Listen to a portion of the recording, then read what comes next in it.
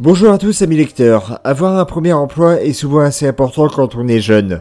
Cela permet de découvrir enfin le monde du travail avec un grand T, et enfin les salaires pour arrêter de réclamer de la thune à papa et maman, ou bien pour espérer d'arrêter de vivre des allocs. Pour certains, ce premier boulot rapporte un salaire confortable pour des conditions de travail excellentes, tandis que pour d'autres pratiquant un métier très physique, le salaire est bien souvent absurde malgré les efforts menés par le mec qui bosse durement. Il est particulièrement difficile pour moi de définir quel métier physique rapporte le plus de pognon. Malgré que mon père ait travaillé comme maçon ou paysagiste, je ne lui ai jamais demandé combien il touchait par rapport à ses fonctions. Certains métiers sont pourtant essentiels, c'est le cas pour ceux qui sont dédiés à l'environnement ou à la consommation, parfois dans des conditions d'hygiène pas forcément évidentes, et avec des patrons parfois exigeants avec ses employés et les traitant parfois comme de la merde.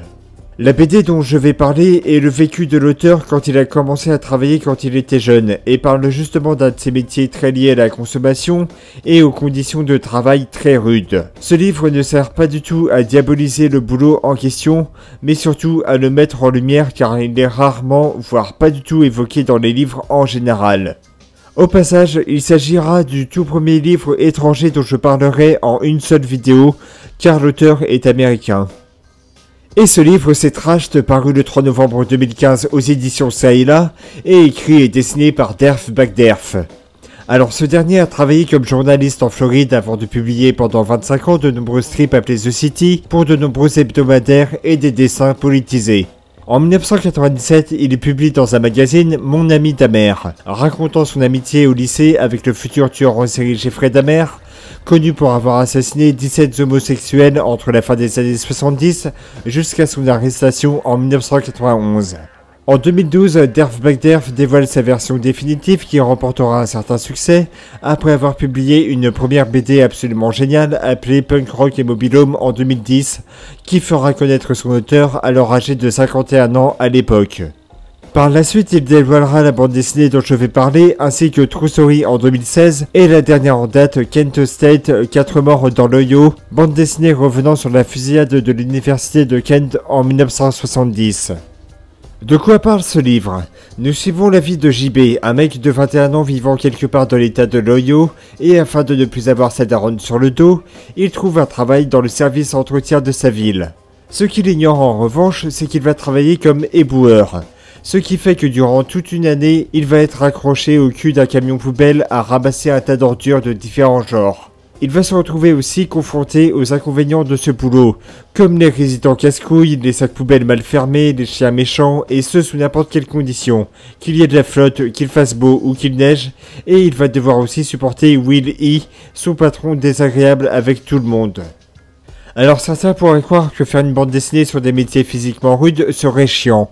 Et pour beaucoup, le métier d'éboueur se limite seulement à commencer le boulot à 5h du mat, à l'arrière d'un camion benne, dans une combinaison jaune fluo et à ramasser les ordures. Eh bien c'est vrai, mais cette BD explore vraiment en profondeur ce métier, et je vais vous expliquer pourquoi à travers ses points positifs. Pour commencer, le scénario est simple, mais en même temps suffisamment élargi pour que la BD soit intéressante. Dans cette bande dessinée, Derf Bagderf a souhaité raconter une partie de son passé, car il a travaillé comme éboueur vers la vingtaine, et de son expérience est né le scénario de ce livre. À travers l'histoire, nous découvrons le quotidien fait de crasse des éboueurs, et à travers les dialogues mêlant humour et critiques bien dosées, on apprend pas mal de choses sur la manière dont gèrent les Américains le traitement des déchets, la concurrence qu'il peut y avoir entre les entreprises privées et locales, les raisons de l'accumulation des déchets dans les foyers. C'est super bien conçu à ce niveau. En plus d'avoir une histoire très bien menée, Trashed nous immerge dans l'équipe d'entretien de la ville, ce qui permet de découvrir un peu les autres collègues de JB et de son pote Mike. Les personnages sont tous vraiment bien écrits, beaucoup sont assez marrants, comme par exemple Meiji qui est un mec chargé de l'entretien du cimetière, et qui a pas mal de caractère on va dire. Nous apprenons au fil de la lecture leurs différentes fonctions, car être éboueur c'est pas seulement ramasser des ordures. Il y a aussi le déblayage des routes enneigées, débarrasser des branches qui encombrent les routes. Bref, venir en renfort à d'autres services d'entretien de la ville. Enfin, cela concerne les éboueurs américains, et j'ai pas trouvé d'infos sur si les éboueurs en France possèdent ce genre de fonction aussi. Maintenant que j'ai parlé du scénario, je vais aborder la partie technique d'une bande dessinée, à savoir le dessin et la mise en scène. Ce que j'adore chez Derf Backderf est que sa manière de dessiner donne l'impression d'avoir affaire à une bande dessinée des années 70 avec les traits des visages et l'allure des paysages. Alors que ces bandes dessinées sont très récentes et le résultat est franchement génial. Le dessin a un aspect cartoonesque mais c'est vraiment agréable à regarder. Que ce soit les personnages, les paysages et les véhicules, c'est vraiment travaillé. La mise en scène est juste parfaite, j'ai pris beaucoup de plaisir à suivre les péripéties de JB et de ses collègues. Derf Backderf a fait des dessins très précis sur les gestes à effectuer et les tâches souvent pénibles des éboueurs et les situations éprouvantes qu'ils se tapent. Entre les ordures remplies de larves de mouches, les couches de bébés remplies de merde, les sacs de merde de chiens qui fuient avec un temps pourri en plus, les capotes usagées sur la pelouse, ou encore les objets ultra lourds que je vous laisserai découvrir, eh bien laissez-moi vous dire qu'ils dégustent sévère les personnages de Trashed. Mais il m'est arrivé très souvent de me taper des grosses barres de rire. Il y a des situations totalement dégueulasses et connes qui vont faire éclater de rire à la fois avec des scènes concernant le ramassage des ordures, mais aussi par rapport à la relation entre certains personnages, grâce à pas mal de dialogues hyper bien pensés par rapport à la situation.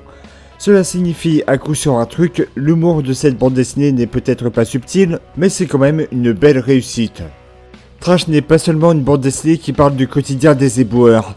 Derf Backderf fait également une grosse critique sur notre manière de consommer et de gérer nos ordures.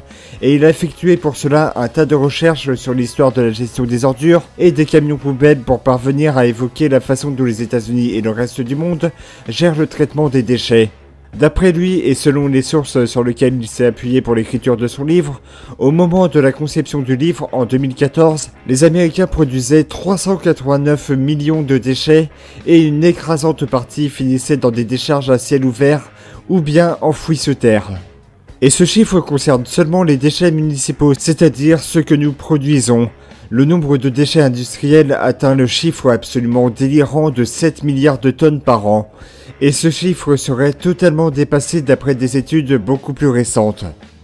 L'auteur pointe du doigt certes, mais il estime que comparé à son expérience d'éboueur de 79 à 1980, dans lequel les gens ne pratiquaient pas le recyclage selon lui, il y a un certain progrès, car 30% des déchets aux États-Unis sont recyclés, mais cela est selon lui très insuffisant. Pour lui, c'est la politique des objets jetables qui contribue énormément à la production importante de déchets un peu partout dans le monde. Un autre point important est souligné par l'auteur quant à la gestion des déchets, à savoir l'argent. Chaque année, l'industrie privée du tri des ordures représente 55 milliards de dollars avec la gestion des sociétés de collecte d'ordures et les décharges sans prendre vraiment en compte l'impact environnemental et laissant aller la consommation américaine telle qu'elle est.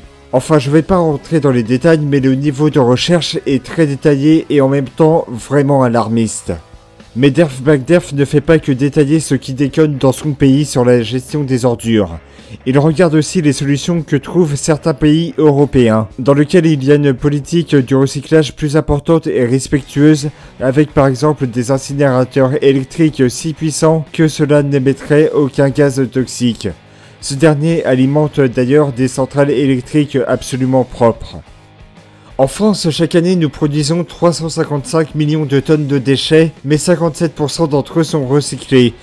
Nous avons également beaucoup subi cette culture du jetable et résultat, même si ce chiffre est beaucoup moins important que ceux des Amerlocs, c'est des chiffres à ne pas négliger. Et la première chose à faire pour réduire de manière drastique cette consommation est de revoir justement cette façon de consommer et se demander si ce que l'on fait est bénéfique pour l'environnement. Car jeter des ordures dans les poubelles de tri sélectif, c'est bien, mais est-ce que c'est suffisant pour autant? Bien évidemment non, alors si vous êtes réellement attaché au recyclage, renseignez-vous avant. Maintenant que j'ai fait le tour sur ce qu'il y avait à dire sur cette BD, il est temps de passer à la conclusion. En conclusion, Trash c'est une bande dessinée très réussie sur un métier que l'on connaît pas forcément bien et qui raconte bien sûr le quotidien d'un éboueur avec pas mal d'humour, mais c'est aussi une grosse charge contre la consommation à outrance sans tomber dans le matraquage agressif afin de changer nos habitudes. Et bien évidemment, je recommande cette bande dessinée. Et c'est la fin de cette vidéo, j'espère que cela vous aura plu. Juste une petite info, je travaille sur un concept de vidéo autour des magazines et la prochaine vidéo sera certainement dédiée à ce nouveau format. En attendant, n'hésitez pas à commenter et à partager la vidéo, à me suivre sur les réseaux en description, c'est super important. Quant à moi, je vous dis à bientôt et bonne lecture bien sûr.